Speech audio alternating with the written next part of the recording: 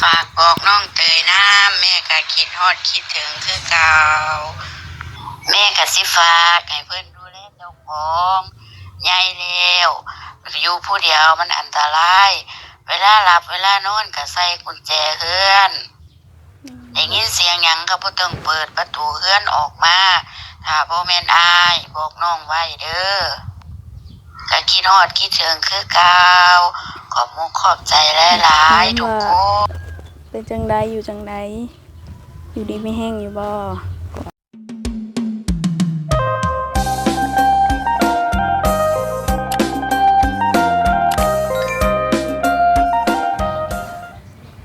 เอาพี่น้อยเนาะเปิดภาพกันมากับพบเจอ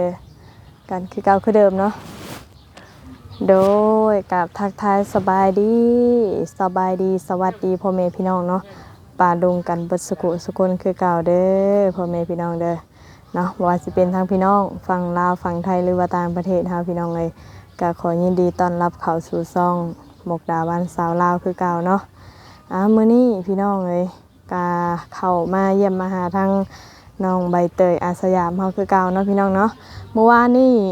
ทางสาวมุกดาบ่ได้มาเมื่อวานเนาะไปโดกาลำหน้าพี่น้องเลยเนาะกะป้าถือว่ามื้อแรกผ่านไปก็ถือว่าปวดกระโตเจ้าเนาะก็พอดีเข้าไปเบิ่งคลิปน้องเพิ่นอยู่พี่น้องเนาะติดตามทางน้องเพิ่นอยู่ทางน้องนิวมาเมื่อวานนี่เห็นว่าติดต่อทางแม่น้องใบเตยได้แล้วพี่น้องเอ้ยมื้อนี้ก็เลยสิมาถามความรู้สึกเนาะน้องใบเตยหลังจากที่ฮู้ข่าว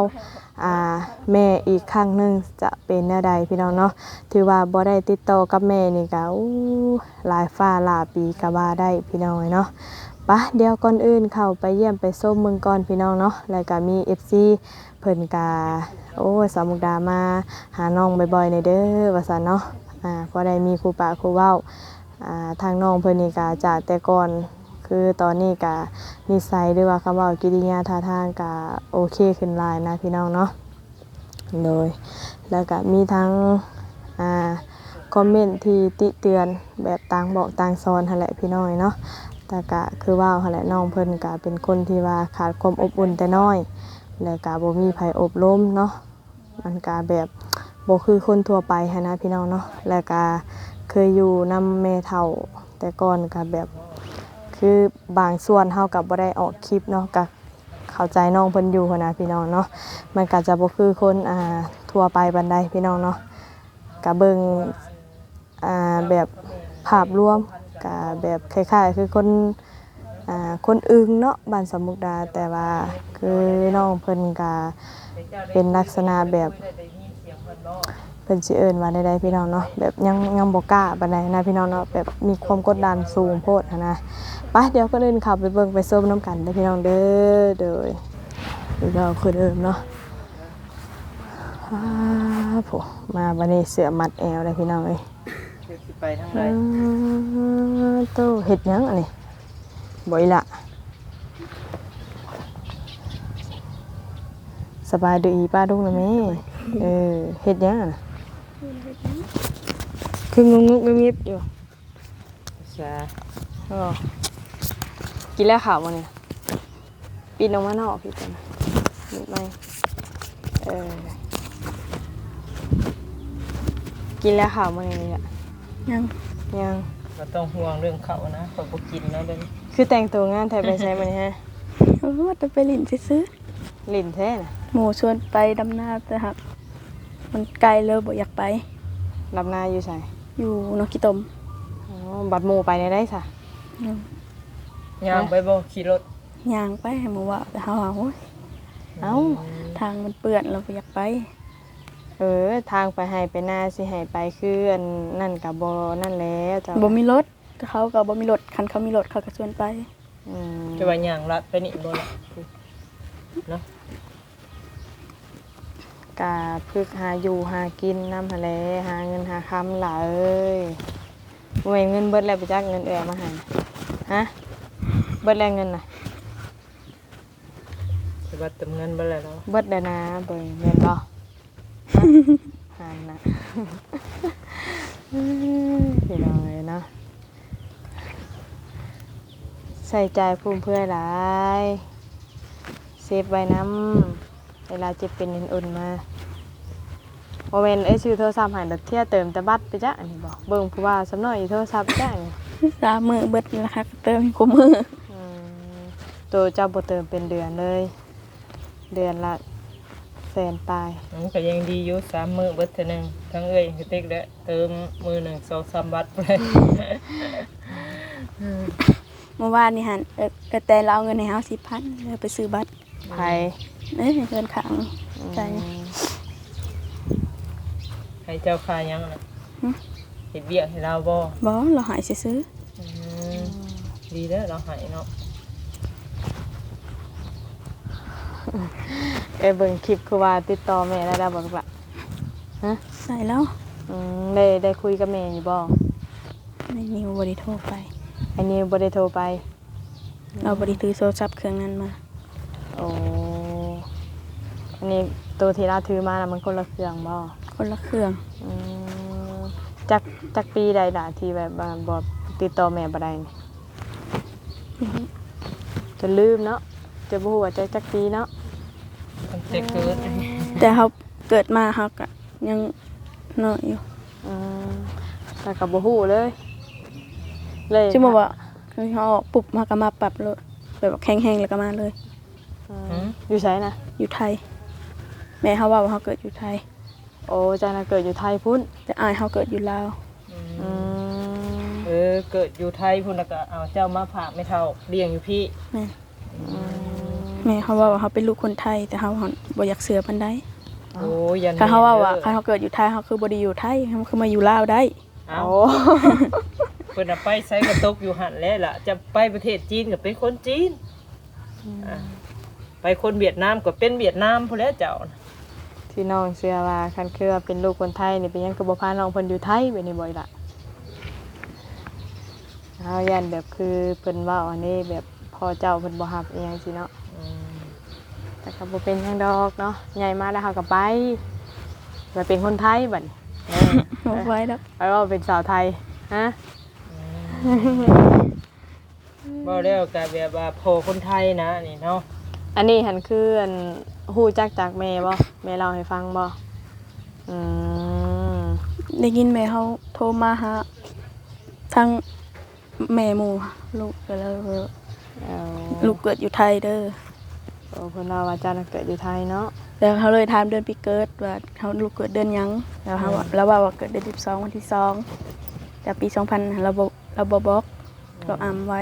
เอาอำไม่ให้หยังบาด เราบ่บอก วันที่10 แต่เราว่า ดือน12 ลูก ที่ หันอายุ14ปีนี้ นั่นเด้ ที่เขา15แล้ว การไล่เอาเนาะ นี่ว่าแล้ว กะปีเท่าไรบาทปี2000เท่าไรนี่10เท่าไรบาทปี2009หรือ10นี่แหละเนาะประมาณนี้แหละพี่น้องเอ้ยประมาณ2010เห็นบ่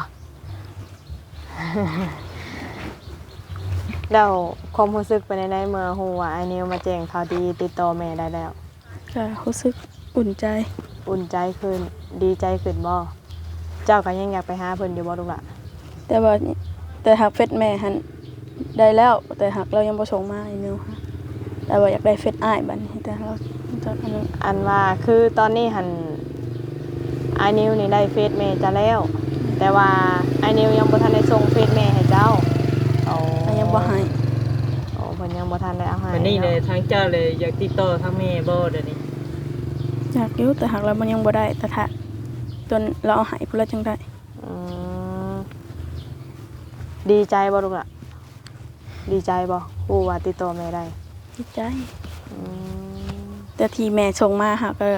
อุ่นใจหลายเติบ แต่เจ้าก็อยากพ่ออยู่กับแม่แม่นบ่ มีใช้เสียงแม่ส่งมาให้เอ้ยพังหน่อยดูให้ปาลุงเพิ่นพังนำดูเพิ่นเว้าอย่างไรพอเมื่อวานนี้ก็เบิ่งคลิปไปทางสาวมุกดาบ่ได้เข้ามาพี่น้อย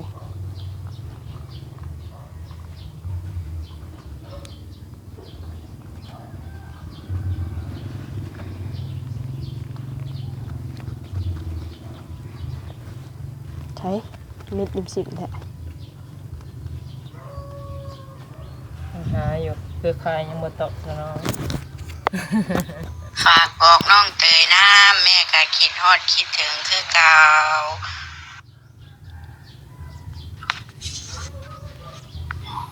สิฝากให้เพิ่นดูแลเจ้าของใหญ่แล้วอยู่ผู้เดียวมันอันตรายเวลาหลับเวลานอนก็ใส่กุญแจเฮือนได้ยินเสียงหยังก็บ่ต้องเปิดประตูเฮือนออกมาถ้าบ่แม่นอายบอกน้องไว้เด้อก็คิดฮอดคิดถึงคือเก่าขอบมุกขอบใจหลายๆทุกคนแม่สิกลับไปหาอยู่บ่แม่นบ่แม่บ่กลับสุราษฎร์ธานี โอ้นี่จุดแม่จะอยู่บ่ เอาละตอนนี้ ถ้าน้องไปเมื่อนี้แม่ฝากถ่ายรูปเพื่อน ที่หย่นไปหย่นมาอีกละที่หย่นไปหย่นมา อืมเบิดละโอ้เพิ่นก็ส่งคลิปเสียงมาประมาณนี้อันนี้คือเพิ่นส่งคลิปเสียงต่อให้เจ้าบ่ลูกล่ะโอ้เอาไว้ฟังเนาะทางน้องเพิ่นก็ได้ยินเสียงแม่ตอบมาแบบนี้ก็อุ่นใจขึ้นแน่ว่าซั่น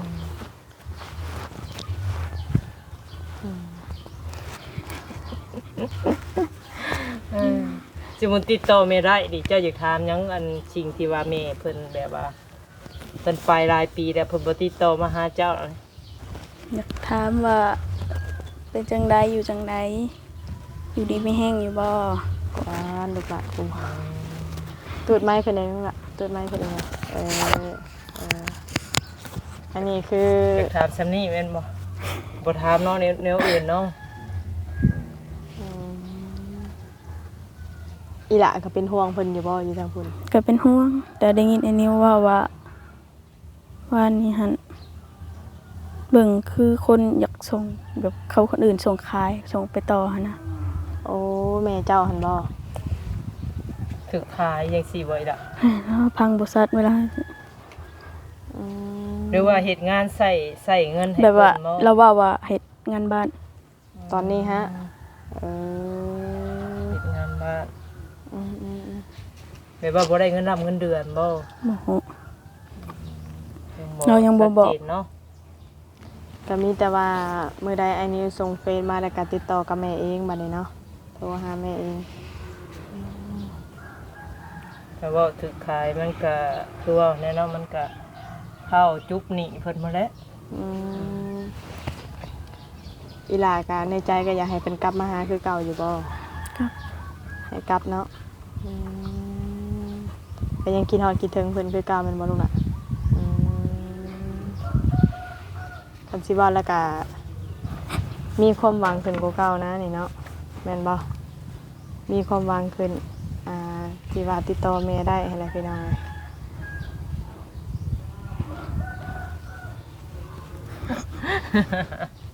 เป็นจังไดสินมันเข่งบ่อยล่ะ เจ็บหัวเข่า เจ็บหัวเข่า เอาหน่อยเป็น